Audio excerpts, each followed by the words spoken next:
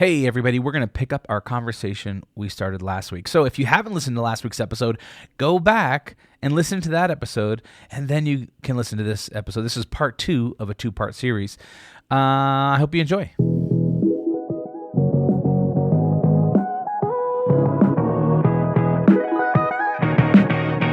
Welcome to The Friday Habit with Mark Labriola and Benjamin Manley. The Friday Habit is for small business owners, freelancers, and creatives who are ready to take their business to the next level. Join us as we discover how to apply the strategies we learned to grow our businesses, make more money, and live every day like it's Friday.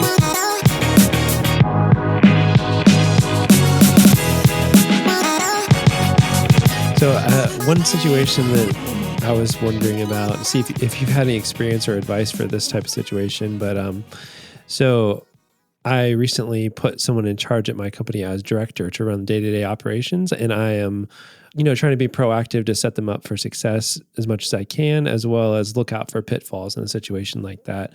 Have you seen, what kind of mistakes have you seen people make when they set someone else in charge of their team that they were previously in charge of?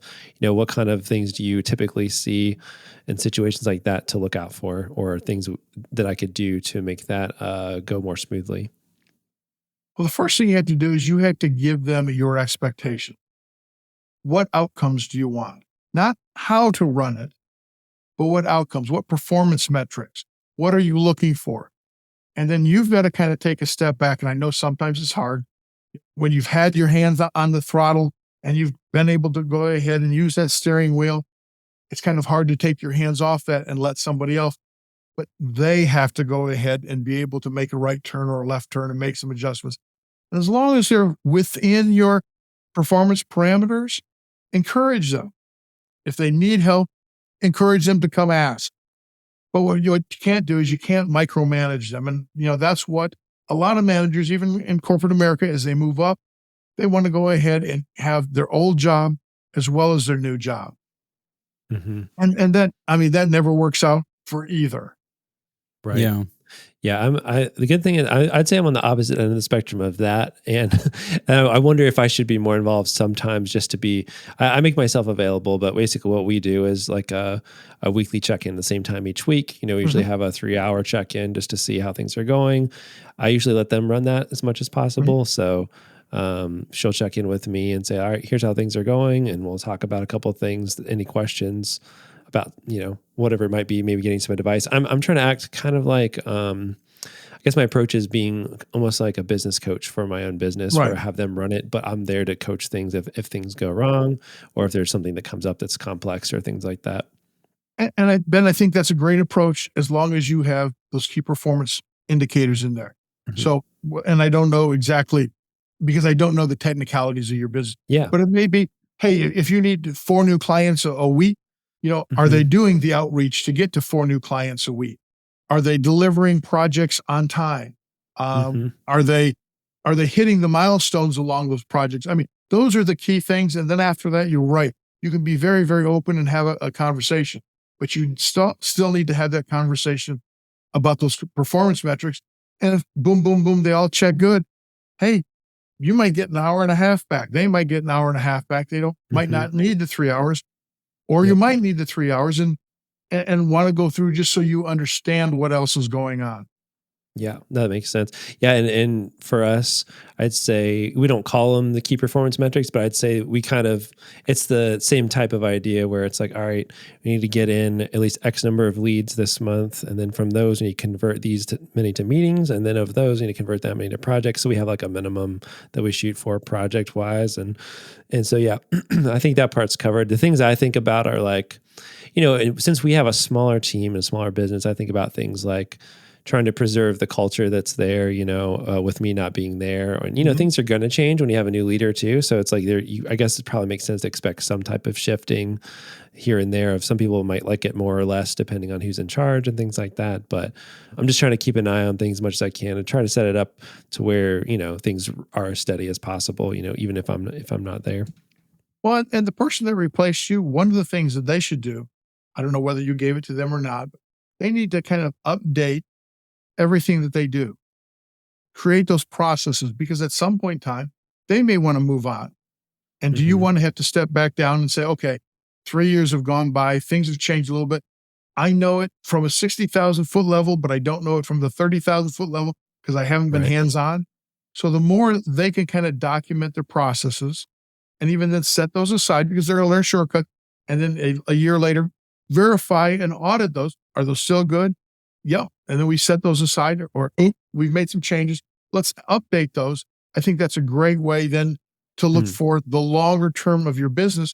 Then, hey, somebody else can move in as this person may move up into another position, or they may find something else, or somebody else may want to be training for it and say, here, we can go ahead and get you trained for this position even before you go there to see if you'd really like it or not. And it's not just that position, it's all positions. Like almost like sort of like succession planning in a way, but also like, systemizing it enough so that someone else could be trained on it easily in the future. And it's not just a black hole if that person's gone. Like, okay, well, what was going on and how do we do this again? Yeah, I think that's a really good point. Absolutely. I mean, with the big reset that's kind of going on, I'm sure a lot of companies are scrambling, saying, okay, we laid off or some people quit. Well, we're not quite sure what all they did. 2 months later, they find out it's getting to be the end of the quarter. They have a critical item that has to be done. And guess what? Nobody knows how to do it anymore. Wrong time to learn that. Mm-hmm. Yep. Yeah. Lost the knowledge with the person. Yeah. Makes sense. Yeah. What are your thoughts about like just strategies for business growth? Like, again, for me, it was kind of very organic. I started my business as the guy who was doing everything, the jack of all trades. And then as I got busy, I started hiring contractors. And as I got busier, I started hiring those contractors. And then, there's a little bit of a sense of, I feel like I've plateaued in some ways where I've kind of reached as like kind of like that max of organic growth. And so now it's like, all right, how do I break through that and kind of go to the next level or move to that next tier of business? Sometimes it's taking a step back, whether it's a couple of days off or a week off, and really just thinking about the business. Is there some way that those skills, those processes can be applied to either a different market or they can go ahead and be applied in a different way to go ahead and create another level of growth? I was talking with a guy who's creating an entrepreneurial curriculum for a school system that's then going to go ahead and sell it to other school systems.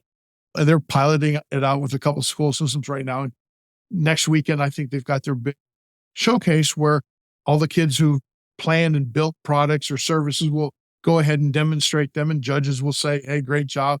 They'll ask questions. And one of them, I was a judge a year ago, and one of them was a golf cart company who's doing electric golf carts. And I mean, he's got over $1 million in business and he hadn't graduated high school yet. And he was selling to the Middle East. He had a container that he was loading to go to the Middle East. So, I mean, much broader than anything you'd think out of a curriculum like this. And I said, well, Bob, you've got some great donors. You've got some great investors to go ahead and keep building this. But have they gone through this showcase? Have they seen it with you? Well, no. And sometimes you're busy. Said, can you go ahead and get, let's say, the local high school, if they have an AV department or whatever they call it today, to come out and video it on GoPros or whatever else, so you can make a 2-minute video of it, put it on a website, send it out to those people who have donated money for your program and show them what they've invested in and some of the results. And that can go ahead and be absolutely amazing. My son likes to go to garage sales and repurpose stuff that he's found and resell it. So, well, you can do that, but if you want to get bigger, go out on YouTube and show other people how to make that a business. Chances are, you'll have your niche he likes doing Christmas stuff. He says he's found a great following in that. But I'm sure there's people who will do Marvel stuff or who will do toys or who will do, there's a million niches out there. Figure that out, but also think about stepping back and giving some of that content and putting it out there. It builds your brand and maybe build a marketplace for a lot of these individuals who do this kind of thing. Because if there's a demand, why not go ahead and create the supply and show them where it is? You'll be a whole new eBay. Who knows what happens after that? Yeah. Yeah. So if someone's kind of starting out, we kind of talked about the mission, vision, values. So kind of wrangling those things, really finding out who your customer is. And then what do you think the next step after that is, as far as kind of like developing your business out or implementing? I honestly feel like the days of having like a business plan is kind of irrelevant. It's hard to say, because I feel like I never started with a business plan. I feel like a lot of people, say, oh, you need a business plan in order to start your business. But for me, I kind of wung it. I Googled a lot of stuff. I failed at certain things and, had to find solutions, for that and whatnot. I mean, what do you think the next phase, for growing a successful business and developing a successful business is? Well, planning and documentation is always important, but it's not the only thing. And I think, like you said, you have to get out there and do it. I mean, the business plan, if you're going to go to a bank and ask for a loan, they're going to want one. But if you're not going to a bank and asking for a loan, do you need one? Well, you kind of have to be organized enough in your mind to say, hey, what am I trying to achieve? What am I trying to achieve it by? And that kind of thing. But after that, you're right. It's far more important to do it, to find out what you know, find out what you don't know. You're going to make some mistakes, but so does the best entrepreneur, so does the best business person out there. That's how they've learned what they're doing. Don't think that anything that you write down even is written in stone. It's written in paper just so you can get your thoughts together, but it's written down only so you can go out there and execute on it. So you can go out and try it. And when you try it, don't try it once. You got to try it twice, 3 times, whatever. Stick with it long enough to know that you've tried it as far as you can before it's time. Okay, this one didn't work. Time to try something else. Now, some entrepreneurs can go through so many iterations in a day or in a week that by next week they can try their next experiment. Others, we're a little bit slower, and it may go ahead and take us a month, or it may take us 3 months before we've done enough iterations to say, you know what, that's probably not going to work for me. I need to pivot. Yeah, that makes sense. I feel like my version of a business plan that I usually go through is basically I create like a spreadsheet, build a website. Well, that's 2 things. I was going to say 2. That's actually, you're right on the money, Mark. You're 100% on the money. I build a website about it because I'm a website designer. So it helps me think through the business when I build a website that shows like, how am I talking to my customer about this? How am I designing it? It makes me think through the target audience. How am I talking to them? How am I presenting my offer? How am I saying the pricing works? So that's one part, is like I design like a logo and like a concept around it visually. And for me, that helps me think through it a little bit. And then the other piece is like a spreadsheet that's like, okay, if I get X number of customers per month and it's on a subscription basis of this amount, and then I lose this many over time, like what does that look like? So it's like not a very official, I'm probably missing, I have some gaps I'm sure I'm missing, but it's like even just gut level, it makes sense to like have some type of idea of the potential of an idea. And then what if you tweak that and make it not a subscription plan, it's a one-time payment, but it's more or whatever, those are like my personal ways of processing those ideas. I'm always like coming up with new ideas, but I have to be careful not to try to launch all of them or I'll never finish anything. But it's like, I think, I'm not nearly as creative as you sound. So, but I think that's, you have a very operational process from a creative perspective, and it works for you. There's nothing wrong with that. Ben, I was going to say, is it a spreadsheet or is it a solver? I said spreadsheet, but it's a solver. I was about to say. Yeah. I was like, a solver and a website. Those are the 2 things you give this guy, and he's coming up with businesses. Solver is just basically like a notepad that has a spreadsheet calculator built in. I just don't say that because most people don't know what it is, but check it out. It's spelled like soul, like your soul, and then VER, Solver. It is a pretty cool app anyway, I use that because my mind works better in that than in spreadsheets, but it's a fun way to calculate your potential income with different ideas. Yeah, and what about execution? I mean, what are your thoughts about execution? Because I feel like a lot of people come up with good ideas, and like the title of your book, hope is not a business strategy. And so it's this idea of a lot of people, they have an idea and they like hope that it's going to work out. And I have a few people that I know who are always like, oh yeah, I'm going to start doing this thing, and And then it's like, you see him in a few months later and it's like, hey, how's that thing going? It's like, oh, and there's some excuse why it didn't work out, or, the market's not right or whatever. What are your thoughts about, coming up with your plan and then executing on it? Absolutely. I mean, action is the only thing that's going to go ahead and get you results. Planning is wonderful. And I think there's a good time to plan. And I think you need to go ahead and do it periodically. But if you're not executing, if you're not taking action, you'll never get results. Absolutely never. So, and there is that little gap between the time that you finish your plan and the time that you say, hey, I'm going to go forward with it. That, yeah, there is a little bit of hope there, because you never know what's going to happen exactly.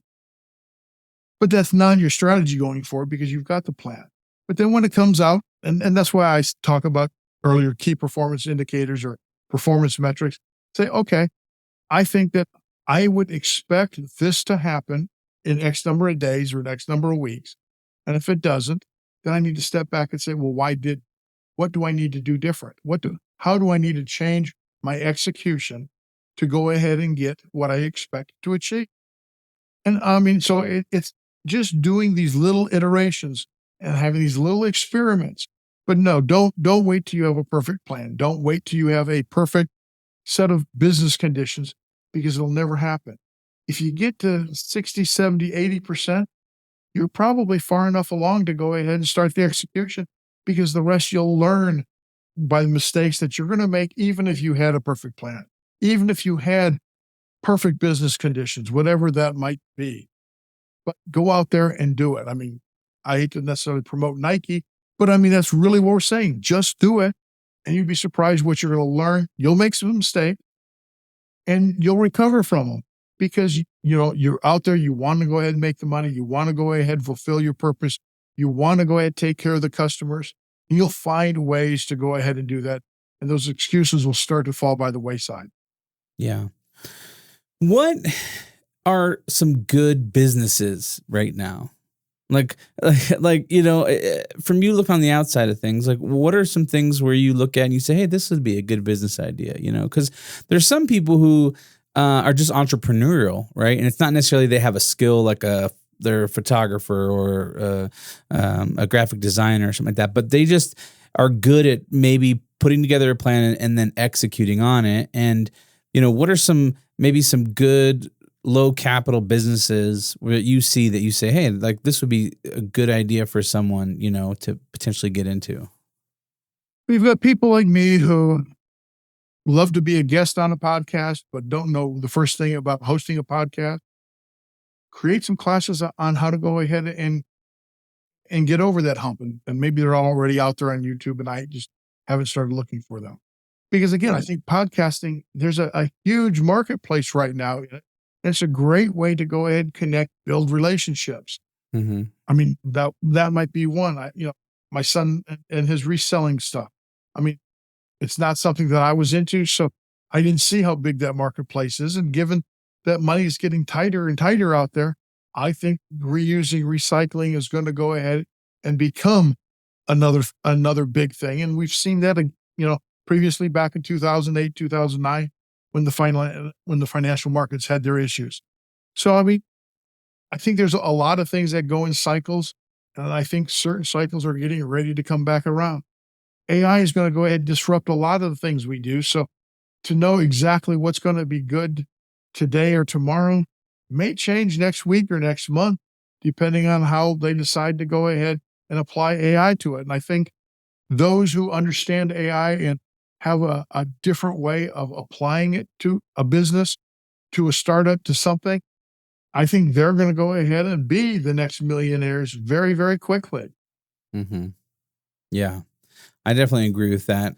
Well, hey, thanks so much for being on the show and just having a chat with us here on the Friday Habit. Ben, what are our top 3 takeaways from today's show? All right, got quite a few here, so I'll have to narrow it down to a couple here. One thing you said that really stuck with me is always make sure to set up processes so that you don't lose knowledge when people quit. You also said business plans aren't set in stone. You have to test them in the wild and tweak them. And my favorite is hope is not a business strategy. Yeah, that's fantastic. Hey, what about where people can connect with you, where they can, get more information about what you're doing, get more information about your book? What do you got for them? The book's on Amazon.com. Hope is Not a Business Strategy. Really easy to go ahead and find. You can reach me at 1310.com, 13ten.com. And I'm on LinkedIn. I know that might be a little more old fashioned, but I don't know all the social media. No, LinkedIn's still really good. Well, what about an action item? What do you got for us? If you want to encourage our audience to maybe do one thing next week that will help them in their business, what would that action item be? The evening before, look at what your schedule is for the next day and plan it. Plan what you want to achieve the next day and see if you can't go ahead and knock that out. It doesn't have to be 100 things, just 3 items. Set it, like 9 o'clock in the evening, kids might be going to bed or things are quieting down, dinner's over. Say, these are the 3 things that I'm going to focus on tomorrow to get done. Sometime throughout the day, and you'll be surprised you'll achieve them. Yeah. Well, that I think is good and a good challenge for a lot of people who are, creative, because a lot of times it's hard to focus your energy into something like that. So a good challenge for us.